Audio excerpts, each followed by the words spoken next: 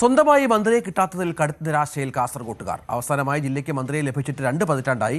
രണ്ടാം പിണറായി സർക്കാരിലും മന്ത്രിസ്ഥാനത്തേക്ക് ജില്ലയെ പരിഗണിച്ചിരുന്നില്ല. Manjeshwaram MLA AK അഷ്റഫിന് മന്ത്രിസ്ഥാനം ലഭിക്കുമെന്ന് സൂചനയുണ്ടായിരുന്നുവെങ്കിലും പട്ടികയിൽ ഇടം പിടിച്ചില്ല. വാശിയേറിയ പോരാട്ടം നടന്ന മഞ്ചേശ്വരം മണ്ഡലത്തിലൂടെ ഇത്തവണ ഒരു മന്ത്രി ഉണ്ടാകുമെന്നാണ് വലിയ പ്രതീക്ഷ ഉണ്ടായിരുന്നത്.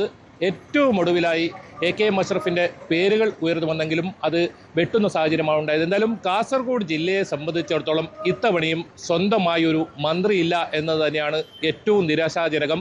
എന്തായാലും ഒരുപാട് പ്രശ്നങ്ങൾ കാസർഗോഡ് ജില്ലയെ സംബന്ധിച്ചിടത്തോളം ഉണ്ട്. പ്രധാനമായും ആരോഗ്യ മേഖലയിലാണ്. ആരോഗ്യ മേഖലയിൽ വലിയ തോതിലുള്ള അവഗണന നേരിടുന്ന ഒരു ജില്ലയാണ്, അതിർത്തി ജില്ലയാണ്.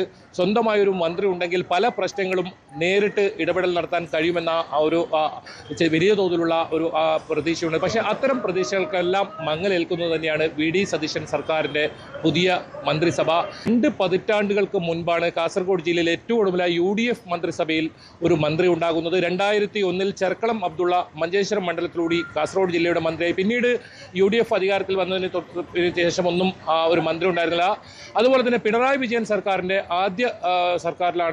ഒന്നാം പിണറായി വിജയൻ സർക്കാരിൻ്റെ കാലത്താണ് ചന്ദ്രശേഖരൻ കാസർഗോഡ് ജില്ലയെ പ്രതിനിധീകരിച്ചത്. രണ്ടാം പിണറായി വിജയൻ സർക്കാരിൽ ഒരു മന്ത്രി ഇല്ലാത്ത സാഹചര്യം തന്നെയായിരുന്നു കാസർഗോഡ് ജില്ലയിൽ ഉണ്ടായത്. അത് ഏറ്റവും കൂടുതൽ ബാധിക്കുന്നത് എൻഡോസൾഫാൻ ദുരിതബാധിതരെയാണ്. കാരണം അവരുടെ പല പ്രശ്നങ്ങളും, അതായത് വാഗ്ദാനങ്ങളും ഇപ്പോഴും നടപ്പിലാക്കാതെ പോകുന്നു. പ്രത്യേകിച്ച് എൻഡോസൾഫാൻ സെൽ യോഗം ചേർന്നിട്ട് 3 വർഷമായിരിക്കുന്നു. സാധാരണ മന്ത്രിമാർ, അതായത് ജില്ലയുടെ മന്ത്രിമാരാണ് ഇതിൻ്റെ ചെയർമാൻമാരാകുക.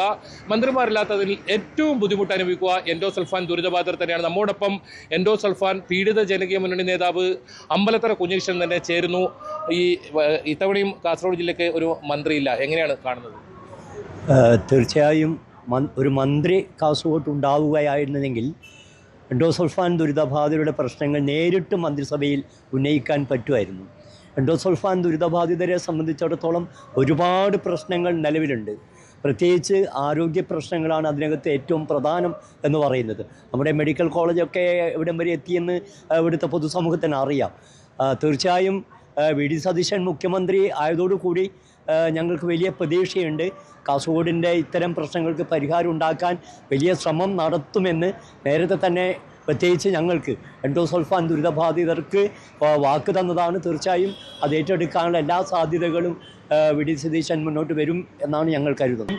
എന്തായാലും ഈ VD സതീശൻ മന്ത്രിസഭ അത് എൻഡോസൾഫാൻ ദുരിതബാധിതരെ സംബന്ധിച്ചിടത്തോളം വലിയ ഇടപെടൽ നടത്തിയതാണ്. അദ്ദേഹം അവരുടെ സമരത്തിനൊക്കെ ഐക്യദാർഢ്യം പ്രഖ്യാപിച്ച് നേരത്തെയൊക്കെ രംഗത്ത് വരുന്ന സാഹചര്യം ഉണ്ടായിരുന്നു. അത് അമ്പലത്തറ കുഞ്ഞികൃഷ്ണൻ സൂചിപ്പിച്ചതുപോലെ തന്നെ വലിയ പ്രതീക്ഷ ആ കാര്യത്തിലുണ്ട്.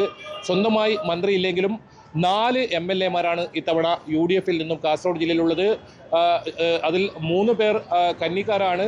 AK അഷ്റഫ് മാത്രമാണ് നേരത്തെ മഞ്ചേശ്വരം മണ്ഡലത്തിൽ നിന്നും പ്രദാനം ചെയ്തത്. മറ്റ് 3 പേരും ഉദുമയിലും അതുപോലെ തന്നെ തൃക്കരിപ്പൂരിലും കാസർഗോട്ടും 3 പുതുതായി കന്നിക്കാരാണ് ഈ MLAമാരായിട്ടുള്ളത്. എന്നാലും അവരുടെ സേവനം പരമാവധി പ്രയോജനപ്പെടുത്തി കാസർഗോഡ് ജില്ലയുടെ പല പ്രശ്നങ്ങളും, പ്രത്യേകിച്ച് നേരത്തെ സൂചിപ്പിച്ചതുപോലെ തന്നെ ആരോഗ്യ മേഖലയിലെ പ്രശ്നങ്ങൾ ഉൾപ്പെടെ പരിഹാരം കണ്ടെത്താൻ കഴിയുമെന്ന ഒരു പ്രതീക്ഷ തന്നെയാണ് ഇപ്പോൾ പങ്കുവെക്കുന്നത്. KB Baiju, news 18 Kasaragod. കൂടുതൽ വാർത്തകൾക്ക് news 18 Keralam YouTube channel subscribe ചെയ്യുക.